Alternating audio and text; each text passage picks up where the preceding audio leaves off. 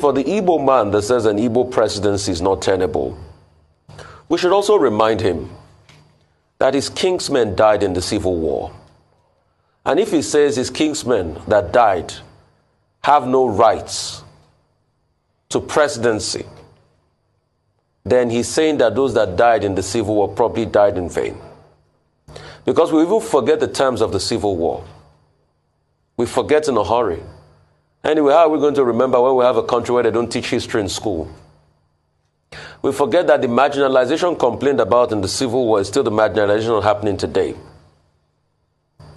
We forget that it has taken over 40 years to complete the second Niger Bridge. And these are the things the Igbo cry marginalization for. We forget that rail has been done in some other parts of the country, but no rail has been done in Igbo land. We forget that the Igbo people still complain of a debt of federal infrastructure. So if these people are complaining and they say Igbo presidency is the pathway for reassurance, and an Igbo man says nothing for you, that you have to make peace with Nigeria, then it speaks volumes of what the person said and who the person is. But you should remember that it is righteousness that exalts a nation. And perhaps be careful with the things they say to their own people just because of political benefits. Good afternoon, this is Nigeria Center. Mr. Chinedu Michael, I know you have watched a training video where the renowned journalist himself, I'm talking about Rufai Useni, was admonishing a particular politician from the Southeast who said that Igbo presidency is not tenable in 2023. And Rufai himself went down memory lane to school him about what transpired during the Civil War, how Igbo is facing marginalization in terms of railway, how Igbo have been marginalized in terms of how many years it took to complete the second Niger Bridge and all that. It looks as if Rufai is a man to be reckoned with. Of course, I have a deep respect. Not even just, if I tell you my assessment of Rufai Useni, his man is extremely wonderful. I think this is one of the journalists in Nigeria today anybody can respect. Rufai Useni, I'm talking about Arise TV analyst Rufai Useni. He has been a wonderful person. If you look at Rufai very well, Rufai is not interested in whether you come from Igbo or you come from anywhere, you come from a Yoruba, come from Hausa, anywhere you come from, it's not his business. What Rufai is looking at, is looking at reality, and that reality is good governance. Anything apart from that, Rufai is not interested, and that is what anything that will bring about a good governance is what Rufai Useni is stood for. Let me tell you, if I'm being want to make reference to the governor that actually make that statement, you understand that very particular governor was running away from courage. You know, Rufai Useni, he was running away from courage, and you can see the damage of courage. If you can see it written over him. What does it take a man to be courageous? I think that question should be something that needs to be put before the people of that call themselves leaders in the entire Igbo land. Where the life of Ezife, Chukwemeka Ezife, that is it even true that Igbo presidency was not tenable in that 2023? No, it was. That is a fallacy. That is a fallacy. When you speak like this, if you look at him the way, you know that this man was not running away from being courageous. Because was it not achievable? 100% achievable. Let me tell you, everybody knows the political factor, and when you come to politics in Nigeria, people knows how it works. They have not decided, apart from a proper push coming from the low class in the society who control majority of the voting power, that wanted Obi to be in presidency, that met some political powers, elite, to continue to shift ground. Obi was a surprise to many, even to Tenable and Atiku, giving the kind of strength he was able to muster during that election. And of course, people still believe that tomorrow that Obi actually won that election until INEC and judiciary actually decided otherwise. You can see that 60% of the population of this country are made up of the youths, and the youths came out and voted overwhelmingly, for their choice, and that choice today is being believed to be Peter Obi. But unfortunately, you can see how everything actually played out, telling you that the continuous marginalization, the perversion of governance, leadership by other tribes. Talking about Yoruba and Hausa, that has introduced a kind of politics against or skewed or a decided leadership to boycott anything that has to do with Eastern Nigeria. And that was what Rufai Useni was asking a man who suddenly lost courage, who do not understand. If I may ask at this point, Mr. Chinedu Michael, is it true that people, politicians, because of their pecuniary interest, because of what they stand to benefit from the system, do things at the expense of the people who are their very constituents? Of course, they're very right, unless those ones that have the genuinity in them, unless those ones who can speak the truth and stand for the truth. You can see the position of Atiku Abubakar, ahead of 2027. This was a position he was before the 2023 presidential election. And that's what we call integrity. You see, all these people, they don't have integrity. There's someone who say, not just will say, some people have said that Atiku is playing politics. Yes, no matter how you see it, of course, that statement is political. And in politics, we can interpret it to mean yes or no. Everybody can angle it from anyhow he understands it. But from my own perspective, he has continued to maintain that particular stand that this thing should go to the east. Obasanjo said this thing should go to the east. Rufai said this thing should go to the east. How come that the Yoruba and Hausas have been ruling Nigeria for the past how many years? And look at where we are.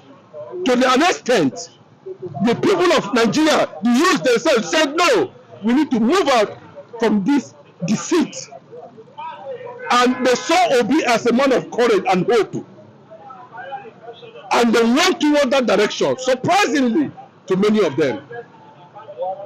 Obi continues rising influence, overshadowed anything that has to do with electors' decision as at that time. Wait, let me ask. I know you cherish the way Useni Rufai spoke, but do you think Rufai have actually spoken to the conscience of political leaders in the Southeast? No, you see, that's what we call, how can you run away from justice? Rufai has shown courage. He has shown that anything is possible. He has shown that people need to partake in anything that has to do with leadership of this country. He has shown that he's against marginalization. If it was not like that, he wouldn't have said it. So if you look at what Rufai Useni was trying to say in that broadcast, you understand that he is not far from the position of many Nigerians, including the Yorubas and Hausas. Chinedu Michael, let me ask you this question. Many persons have accused Rufai Useni himself of supporting Obi. And not just many persons, even the government of the day, I'm talking about federal government, at some point accused Rufai Useni of personally supporting Peter Obi. Do you think Rufai, as a journalist of his status, have right to meet with the politician? That was an accusation. They said he is supporting Obi. He did not support Obi in any way. That's an accusation. What Rufai was trying to do, he was trying to put every political actors as he stands them on the scale. It does not only talk about Obi. How come they single out Obi? No, how come now? How come? I think you have the floor. And yes, that's what I'm telling you. There must be a reason why you whole Nigerians have to single Obi and connect and want to build a kind of victimization I think it's part of the reason the word is he discusses Tinubu too. He discusses Atiku too. He discusses Obi. And he put all of them on the scale. The Nigerians look at these three people, decide, and that does not mean that Rufai should not have an opinion of his own.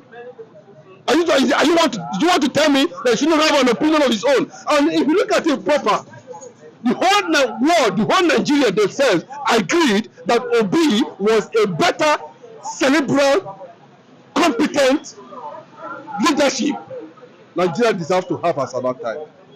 The whole Nigeria, anywhere in the world. So again, listen, don't interrupt me. When they sat down with Osibanjo as at that time, moderate your temperament. I try to control your temperament. I understand you are on a global platform. Try to moderate yourself, please. You can continue. You have the floor. Yes. You can see what happened when he engaged the vice president at that time. He said an eminent lawyer, and agreed. I respect Osibanjo for his gentleness a lot, for that gentility and his level of humility, But in terms of what leadership, he's not there. You are talking about a man who engaged the vice president at that time, and Nigerians decided based on what they saw during the debate. Who won that debate? Obi. That is one. Two, you can look at the various fora and forum of conferences, seminars, symposium. You can see how outstanding Obi was, both outside and within the country. Obi surely marketed himself without paying anybody. Sisi. Look at this. Look at them. Look at them. No, look at them very well. And Nigerians have that consciousness to look at these three people and say, this is the direction we are going. How come that 6 months to the election, Obi became the golden boy of the moment till today? People are still mourning the presence of Tinubu in that Asurok till today. They are mourning. They will not come out to tell you. The only thing he was able to achieve after 1 year is to run to the National Assembly and tell them that they should revert to the old national anthem. When Nigerians were demanding to give account of 1 year in office, what does that tell you? Mediocrity. And you see this kind of thing happening, and you said journalists like Rufai Useni should not be able to speak out. He's not an Igbo man, he's not an Hausa man, I don't know where he come from, but he was able to make a statement, a significant statement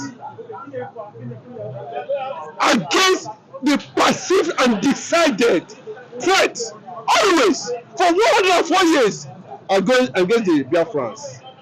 And you can look at Dati Ahmed recently said it, that if likely, he might switch his identity to Biafra. Dati Ahmed, former vice president yes, he said it publicly. A nation like heaven will fall. Are you not tired of you? Are you not tired of Nigeria?